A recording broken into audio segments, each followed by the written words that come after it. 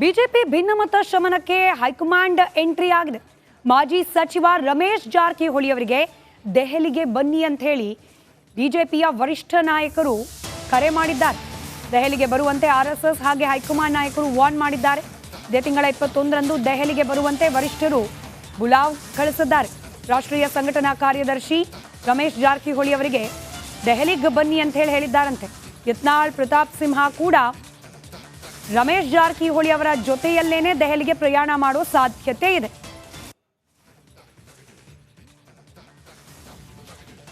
ಒಂದು ಕಡೆ ಭಿನ್ನಮತ ಶಮನಕ್ಕೆ ಹೈಕಮಾಂಡ್ ನಾಯಕರ ಮುಂದೆ ತಮ್ಮ ಅಳಲನ್ನು ತೋಡ್ಕೊಂಡಿದ್ದಾರೆ ಬಿಜೆಪಿ ರಾಜ್ಯಾಧ್ಯಕ್ಷ BY ವಿಜಯೇಂದ್ರ.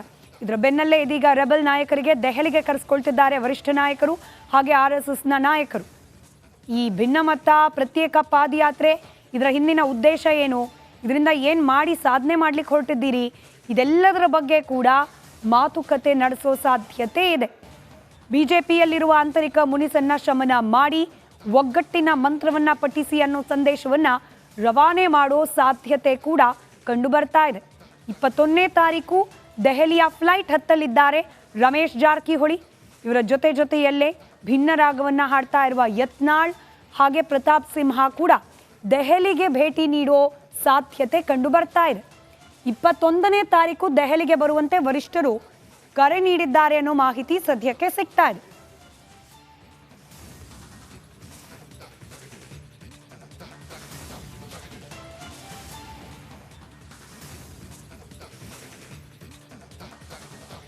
ಕಡೆ ನಾವು ಕೆಲಸ ಮಾಡಬೇಕಾ, ಇದೇ ಅಲ್ವಾ ಮೂಲ ಕಾರಣ ಈ ಅಸಮಾಧಾನಿತರಿಗೆ.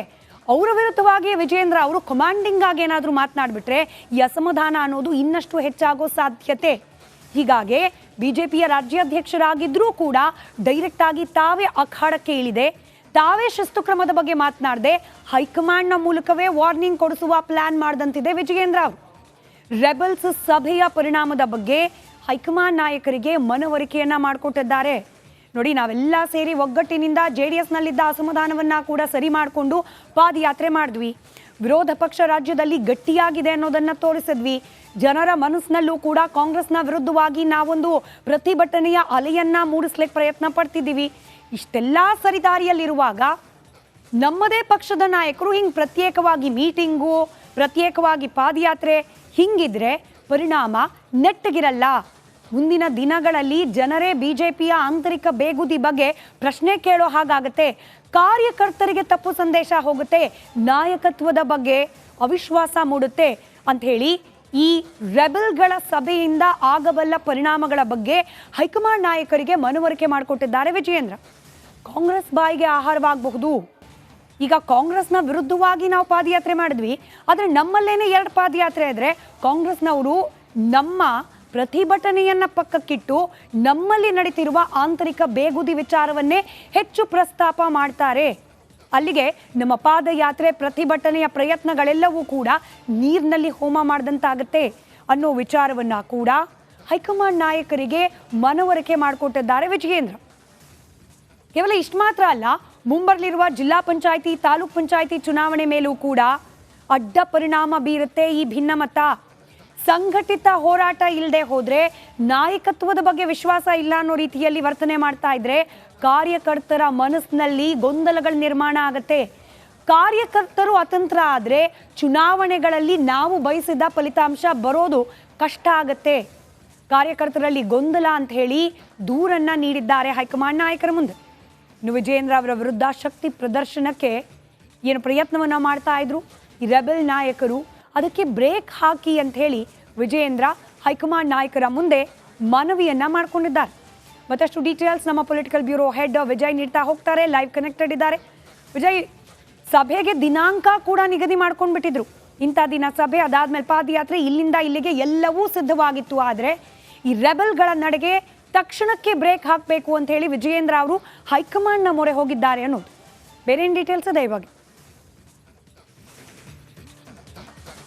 ಖಂಡಿತವಾಗ್ಲೂ ಸ್ಮಿತಾ, ಕೇವಲ ಪಾದಯಾತ್ರೆಗೋಸ್ಕರ ರೆಬಲ್ಸ್ ಮೀಟಿಂಗ್ ಅನ್ನ ಮಾಡಿದ್ರೆ ವಿಜೇಂದ್ರಗೆ ಅಷ್ಟೊಂದು ಆತಂಕ ಇರಲಿಲ್ಲ, ಅಷ್ಟೊಂದು ತಲೆ ಕೆಡಿಸ್ಕೊಡುವಂತ ಅಗತ್ಯ ಇರಲಿಲ್ಲ. ಆದ್ರೆ ಪಾದಯಾತ್ರೆಯ ಜೊತೆಗೆ ವಿಜೇಂದ್ರ ಅವರ ನಾಯಕತ್ವವನ್ನು ಕೂಡ ಪ್ರಶ್ನೆ ಮಾಡಿರುವಂಥದ್ದು. ಇದು ಸಾಕಷ್ಟು ಆತಂಕಕ್ಕೆ ಒಳಗಾಗಿರುವಂಥದ್ದು. ಜೊತೆಗೆ ಮುಂಚಿನಿಂದಲೂ ಕೂಡ ಬಸವನಗೌಡ ಪಾಟೀಲ್ ಯತ್ನಾಳು ಪದೇ ಪದೇ ಬಹಿರಂಗವಾಗಿ ಹೇಳ್ತಾ ಇರುವಂಥದ್ದು. ಆದ್ರೆ ಅವರೊಬ್ಬರೇ ಅದಕ್ಕೆ ಧ್ವನಿಗೂಡಿಸಿದ್ರೆ ಅವರ ಜೊತೆಲಿ ಸುಮಾರು ಜನ ರಮೇಶ್ ಜಾರಕಿಹೊಳಿ ಸೇರಿದಂತೆ ಹಲವು ನಾಯಕರು ಧ್ವನಿಗೂಡಿಸ್ತಾ ಇರುವಂಥದ್ದು. ದಿನೇ ದಿನೇ ಅವರ ಸಂಖ್ಯೆ ಹೆಚ್ಚಾಗ್ತಾ ಇರೋದಿದೆ. ಅದು ಆತಂಕಕ್ಕೆ ಕಾರಣ ಆಗಿರುವಂಥದ್ದು. ಈ ಎಲ್ಲಾ ಬೆಳವಣಿಗೆ ಬೆನ್ನಲ್ಲೇ ಈಗ ವಿಜೇಂದ್ರ ಅವರು ಎಚ್ಚೆತ್ಕೊಂಡು ಹೈಕಮಾಂಡ್ಗೆ ಏನು ದೂರನ್ನು ಕೊಟ್ಟಿರುವಂಥದ್ದು, ಒಂದ್ ಕಡೆ ಮನವಿಯನ್ನು ಕೂಡ ಮಾಡಿರುವಂಥದ್ದು. ಅಂದ್ರೆ ರೆಬಲ್ಸ್ಗಳಿಗೆ ಬ್ರೇಕ್ ಹಾಕಿಲ್ಲ ಅಂದ್ರೆ ಪಕ್ಷದಲ್ಲಿ ಬೇರೆ ರೀತಿಯ ಸಂದೇಶ ಹೋಗುತ್ತೆ. ಇದು ಪಕ್ಷದ ಆಂತರಿಕ ಕಚ್ಚಾಟಕ್ಕೆ ಮತ್ತೊಂದಷ್ಟು ದೊಡ್ಡ ಮಟ್ಟದ ವೇದಿಕೆ ಆಗುತ್ತೆ ಅಂತ ನೇರವಾಗಿ ಒಂದು ರೀತಿಯಲ್ಲಿ ಮನವಿಯ ಜೊತೆಗೆ ದೂರನ್ನು ಕೊಟ್ಟಿರುವಂಥದ್ದು. ಇದರ ಭಾಗವಾಗಿ ಎಚ್ಚೆತ್ಕೊಂಡಂತ ಹೈಕಮಾಂಡ್ ಎಂಟ್ರಿ ಆಗಿರುವಂಥದ್ದು ರಮೇಶ್ ಜಾರಕಿಹೊಳಿಗೆ ಮೊದಲ ಭಾಗವಾಗಿ ರಮೇಶ್ ಜಾರಕಿಹೊಳಿಗೆ ಬುಲಾವನ್ನು ಕೊಟ್ಟಿರುತ್ತದೆ. ಯಾಕಂದ್ರೆ ಬಸವನಗೌಡ ಪಾಟೀಲ್ ಯತ್ನಾಳ್ ಜೊತೆ ರಮೇಶ್ ಜಾರಕಿಹೊಳಿ ಸೇರಿದ ನಂತರ ಅವರ ರೆಬಲ್ಸ್ ನ ಬಲ ಹೆಚ್ಚಾಯ್ತು.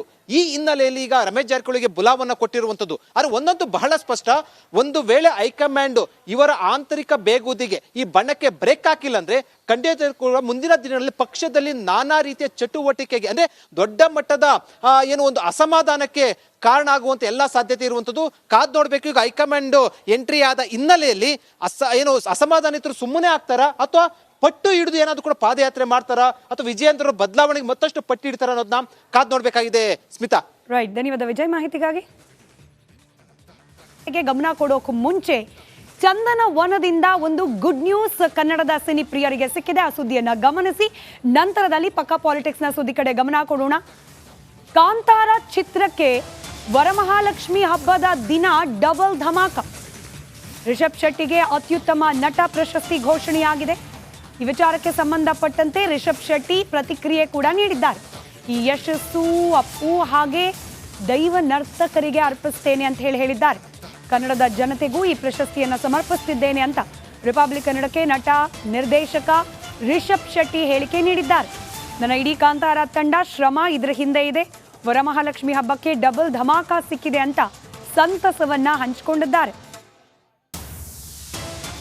ಸದ್ಯಕ್ಕೆ ನಮ್ಮ ಜೊತೆ ರಿಷಬ್ ಶೆಟ್ಟಿ ಸರ್ ಇದ್ದಾರೆ. ಅವ್ರನ್ನ ಮಾತನಾಡಿಸ್ತಾ ಹೋಗ್ತೀನಿ. ಸರ್, 2 ಪ್ರಶಸ್ತಿ ನ್ಯಾಷನಲ್ ಅವಾರ್ಡ್ಗಳು ಬಂದಿದ್ದಾವೆ. ಯಾವ ರೀತಿ ಇದೊಂದು ವೆಲ್ಕಮ್ ಮಾಡ್ತೀರಾ ಸರ್? ಖುಷಿ ಆಗುತ್ತೆ. ಎಲ್ರಿಗೂ ಥ್ಯಾಂಕ್ಸ್ ಹೇಳೋದಕ್ಕೆ ಇಷ್ಟಪಡ್ತೀನಿ. ಸರ್, ಆಲ್ರೆಡಿ ಕಾಂತಾರ ಅನ್ನೋಂಥದ್ದು ವರ್ಲ್ಡ್ ವೈಡ್ ಆಗಿ ಸಾಕಷ್ಟು ಸುದ್ದಿ ಆಗಿತ್ತು.